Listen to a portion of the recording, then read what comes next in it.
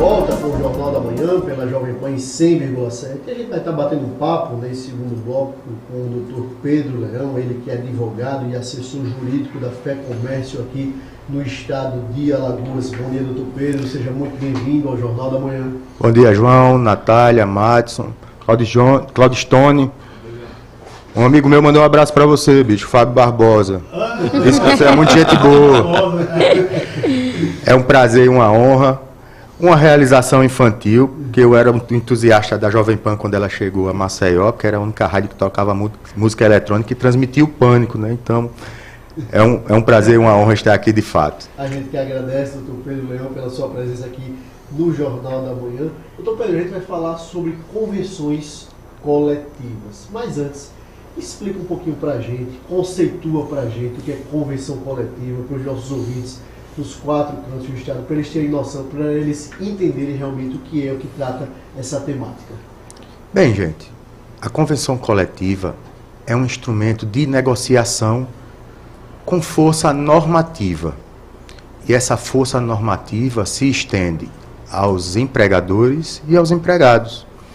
Traduzido em palavras, é uma lei feita por essas duas partes, que passa a vigorar entre as empresas e seus empregados. É um negócio bem interessante, porque estabelece uma liberdade fugindo do arcabouço normativo oficial, que no nosso caso a Constituição, CLT e algumas leis que regulam matérias específicas, mas é um instrumento bem interessante que ganhou bastante força com uma decisão há poucos anos do Supremo Tribunal Federal que elasteceu os limites dessas negociações. Ô, doutor Pedro, essa convenção coletiva, por exemplo, ela trata de salário, jornada de trabalho, férias, enfim, ela trata de quais questões em relação ao empregador e ao empregado? Vejam só, a convenção coletiva pode tratar de tudo que se refere ao direito do empregado, inclusive direitos não previstos em lei. Salário, jornada, 13º e férias estão previstos em patamares mínimos na Constituição, né? São os direitos fundamentais do trabalhador. A CLT trouxe a normatização disso aí. Na verdade, ela é anterior à Constituição, mas a Constituição a recebeu. E, recentemente, como eu disse, o Supremo Tribunal ampliou os limites disso aí. Então, excluindo esses direitos constitucionais, que são a garantia mínima, excluindo as normas de segurança e saúde do trabalhador, a gente pode modular para frente e para trás, para mais ou para menos, qualquer direito que o trabalhador tenha. E mais além, nós podemos criar direitos. Ô, doutor Pedro, em relação a essa questão de criar em relação, doutor Pedro, a criar esses direitos, após essa convenção, ela ser, vamos dizer assim, estabelecida entre o empregador e o empregado, ela passa por que crivo para ela ter a sua validação, a sua legalidade do seu ato? Veja só, vamos retroceder um pouquinho nos conceitos e vamos falar dos sindicatos. A Federação do Comércio que eu represento é um sindicato de nível superior, e a nós cabe a negociação coletiva com as empresas, os ramos empresariais que não possuem sindicatos estabelecidos. Os que possuem, fica a crivo de cada sindicato. Os sindicatos são entidades, associações de caráter específico, que trazem para o mundo real os anseios das categorias que representam. Então, assim, os empregadores têm os seus anseios, os empregados têm os seus anseios. E é aí onde entra a negociação coletiva e as convenções e acordos coletivos. Por quê? Porque, como eu disse, nós temos patamares mínimos de direitos.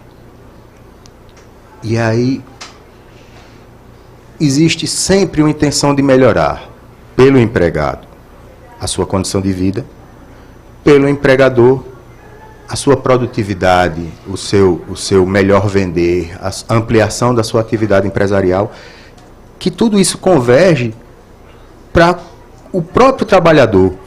Então, assim, é um jogo de ganha-ganha. E de equilíbrio, sobretudo, também. Exatamente.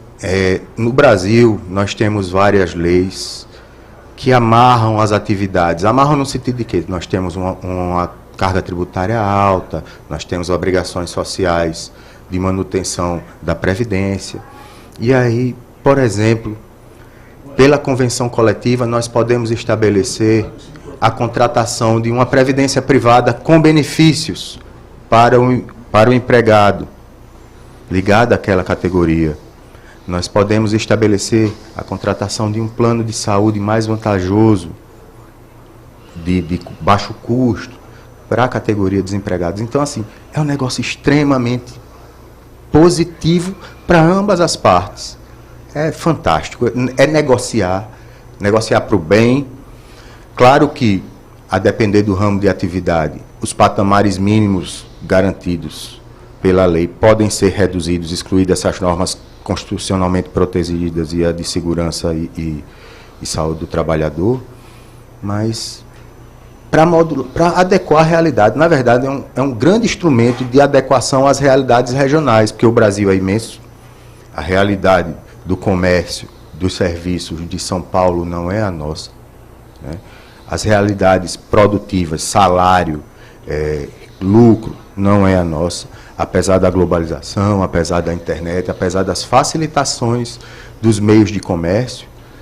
As realidades têm que ser adequadas. E a norma, que é abstrata, que tem um alcance geral, a lei e as normas constitucionais, estão aí para dar o direito a todos, porém, as negociações coletivas tendem a adequar esse direito pré-existente à realidade local. Trazendo um dado aqui, João e doutor, com o aumento de 2,8% no volume de famílias superendividadas aqui em Maceió, a gente já começa a ter algumas preocupações sobre o impacto, né, na saúde financeira dessas pessoas, desses trabalhadores. Então, a gente está acompanhando aqui, inclusive são dados do próprio Instituto FEComércio, né, esse aumento dessas famílias endividadas do final do ano para cá. Né, teve um pequeno alívio com a questão do 13º salário, mas esse volume ainda continua aí bem aparente. E aí, existe alguma movimentação, né, nesse momento de convenções coletivas para manutenção de empregos, para que gere um pouco mais de estabilidade para esses trabalhadores, para que a gente possa tentar equilibrar aí essa balança? Bem, isso é um problema de muitas faces. Não é? O superendividamento ou o aumento do endividamento passa não só pela questão do emprego, passa pela questão da inflação, passa pela questão dos benefícios sociais com entrada e sem saída, passa pelas doenças sociais como o alcoolismo.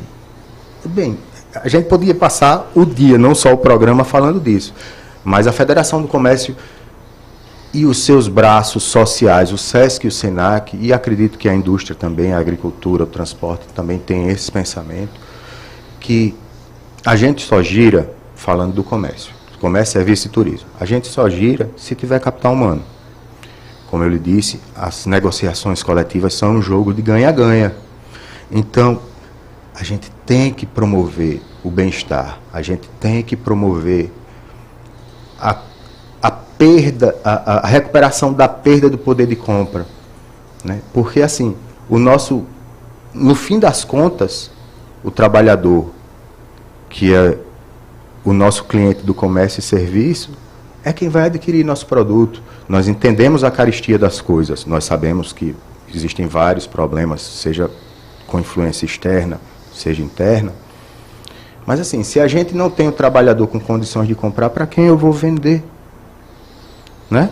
O Bolsa Família ou os programas sociais que aí estão não suprem o DIEESE. Eu acho que fez um cálculo recentemente que o salário mínimo idealmente superaria facilmente os R$7.000, né? Para garantir tudo que a Constituição prevê que ele tenha que garantir: saúde, educação, lazer, vestuário e por aí você vai. Então, assim, vamos fazer a média: R$600 de Bolsa Família. Você vai para o supermercado, o quilo da carne está em média R$50, café no sul está 30, aqui está 11, 12, mas ainda assim é caro, já está 15, né? Eu sei porque eu faço feira, minha mulher que manda, viu? Agora é Exato. Aí tem, o arroz subiu, o feijão subiu, ali a região do Baixo São Francisco, onde eu resido, tem um movimento liderado pela Codevasf de incentivo à plantação de arroz, à risicultura. E eles têm dificuldades mil. Hoje nós temos a cooperativa Pindorama, não sei a que título, adquiriu uma empresa de beneficiamento de arroz lá em Igreja Nova, que tem melhorado a vida dos risicultores que já estavam endividados porque estavam na mão de atravessadores. Então, a gente tem que melhorar o conjunto da obra com várias faces para poder fazer com que a categoria que nós representamos, o comerciante, o empresário do turismo e de serviços, tenha para quem vender. A pessoa endividada não compra. Vai procurar... Um negócio interessante. Antigamente, charque era barato. Hoje, charque é artigo de luxo. É verdade. É mais caro que a carne. Né? Então, nós precisamos entender o momento. O Instituto Fé Comércio, como você mencionou, está aí pesquisando não só a situação, mas a vocação dos locais para que se desenvolvam atividades econômicas compatíveis com aquela população.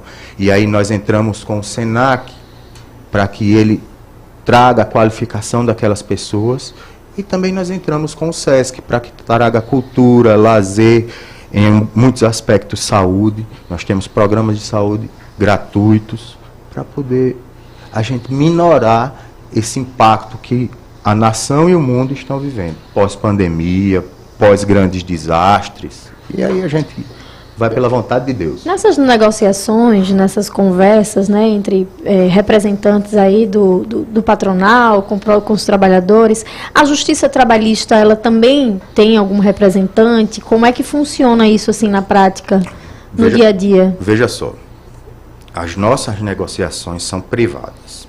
Em princípio, entre uma parte e outra. No entanto, existem instrumentos jurídicos para que, não havendo a concordância, haja a interveniência do Estado. Hoje está muito em voga as mediações, a própria Justiça faz conciliação e mediação. O Ministério Público do Trabalho tem um grande serviço nessa questão de mediação, né, para evitar a judicialização. E tem os dissídios coletivos, que promovem a discussão mais técnica do ponto de vista jurídico, né, com a interveniência do Estado juiz nesse movimento de eu quero isso, eu quero aquilo. Mas hoje em Alagoas, pelo menos da parte que nós representamos, está muito tranquilo. Né? Desde que o presidente Adeildo Sotero assumiu a Fé Comércio e o sistema, nós temos uma liberdade maior. Logicamente, nós sempre buscamos os nossos representados. Como eu disse, a gente representa a Fé Comércio, as categorias inorganizadas do Estado de Alagoas. Isso implica dizer que o comércio de 95% das cidades estão sob nossos cuidados, porque nas cidades, por exemplo, comércio varejista só tem União dos Palmares, Arapiraca, Palmeira dos Índios, Penedo. Estou esquecendo alguém? Espero que não. Mas se esquecer, depois eu lembro. Nós estamos no movimento de criação do Sindicato Patronal de Santana.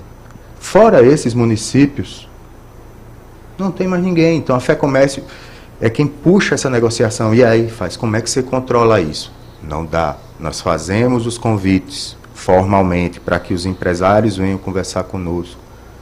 Os CDLs têm sido um grande parceiro nisso. Vêm conversar conosco para que as associações comerciais também, para que a gente possa criar um consenso médio da parte patronal e, a partir daí, jogar para o pessoal do laboral, que são os sindicatos trabalhistas, que têm uma amplitude até maior, eles têm mais sindicatos do que o patronal, para poder a gente negociar. E que bom, né, a gente ouvir esse ponto de equilíbrio entre questão econômica, questão social, empregado, empregador, é isso que a sociedade busca, né? Como um todo, esse equilíbrio dessas ações, esse papel de protagonismo da FEComércio aqui no Estado de Alagoas, representada pelo advogado Pedro Leão. Doutor Pedro, quero agradecer demais a sua presença aqui no Jornal da Manhã, dizer que é um prazer, fazer o convite público para que o senhor esteja aqui em outras oportunidades, tratando dessas e de outras temáticas tão importantes, tão caras da nossa sociedade, como a questão de economia, emprego, renda, questão também de legislação, e quero deixar aqui um espaço para suas considerações finais. Primeiramente, eu agradeço em nome da Federação do Comércio de Bens e Serviços e do Sistema S-Comércio, que vem buscado minorar essas desigualdades sociais do ponto de vista contributivo do patrão, do empregado, né? Pessoalmente, como já disse, estou honrado e sou muito grato. E dizer que a Federação do Comércio é um espaço extremamente democrático, que está aguardando o seu ramo de atuação, os empresários do ramo do comércio de bens, serviços e turismo, para discutir, ter novas ideias, ampliar as concepções e o que é que a gente pode ajudar. Então, muito obrigado, Natália, muito obrigado, João, muito obrigado, Maílson, muito obrigado, Claudio Stone.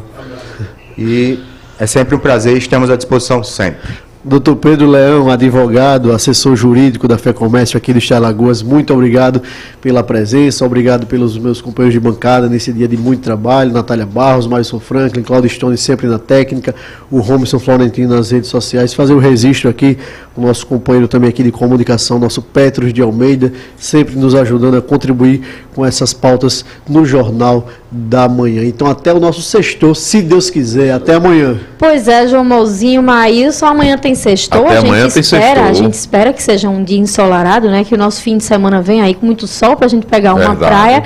Mas olha, ouvinte, preste atenção, principalmente você que está no trânsito, tá? Esse programa foi um oferecimento UMJ, Centro Universitário Mário Pontes de Jucá, matrículas abertas em umj.edu.br para você fazer a sua graduação.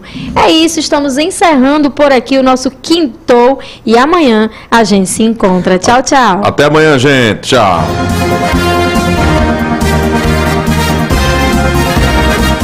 Você ouviu Jornal da Manhã, edição Maceió.